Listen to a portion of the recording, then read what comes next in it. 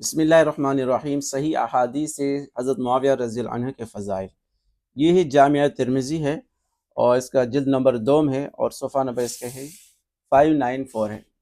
یہ دیکھیں، اس میں ایک حدیث ہے، اس کا عنوان دیا ہوا ہے باب معاویہ بن ابی سفیان کے عمدہ خصائل۔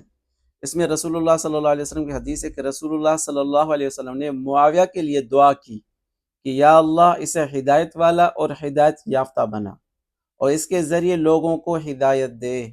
یہ رسول اللہ صلی اللہ علیہ وسلم کی دعا ہے حضرت معاویہ رضی اللہ عنہ کے لیے۔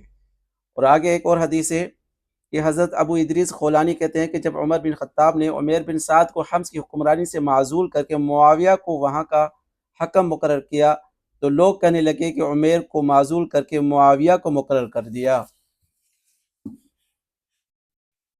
یہ دیکھیں،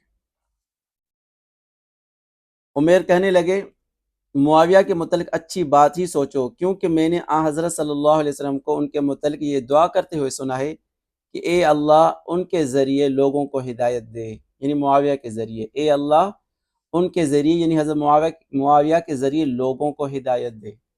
اب دیکھیں، اس حدیث کے بعد بہت سارے لوگ ڈھٹائی کے ساتھ اور بے شرمی کے ساتھ کہہ دیتے ہیں کہ بھائی نبی کی یہ دعا قبول نہیں ہوئی۔ ان کو کیسے پتہ چلا کہ نبی کی یہ دعا قبول نہیں ہوئی؟ لیکن حقیقت دیکھی جائے کہ نبی صلی اللہ علیہ وسلم کی یہ دعا بالکل قبول ہوئی اور حضرت معاویہ کے ذریعے بہت لوگ ہدایت پر بھی آئے ہیں۔ کس طرح؟ کیونکہ جب صلح حسن ہو گیا، سیدنا حسن رضی اللہ عنہ نے حضرت معاویہ کے ساتھ صلح کر دیا، اس کے بعد حضرت معاویہ رضی اللہ عنہ کی حکومت تقریباً 20 سال رہی ہے، 19 سال رہی ہے حکومت۔ تو 19 سالوں میں انہوں نے آگے جو فتوحات حاصل کی ہے، غیر مسلم ملکوں کو فتح کیا ہے، ان کی تعداد ہے 22 لاکھ مربع میل۔ 22 لاکھ مربع میل جو ہے نا انہوں نے آگے فتوحات کی ہیں۔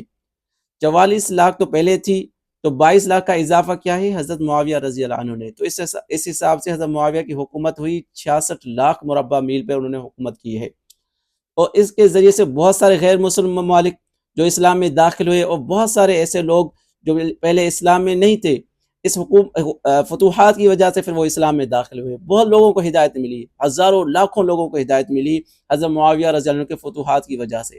اس وجہ سے کہہ سکتے ہیں کہ حضرت نبی صلی اللہ علیہ وسلم کی دعا جو حضرت معاویہ رضی اللہ عنہ کے بارے میں تھی، ہدایت کی کہ لوگ اس کے ذریعے ہدایت جو ہے نا ہدایت پر آئیں گے، بالکل قبول ہوئی۔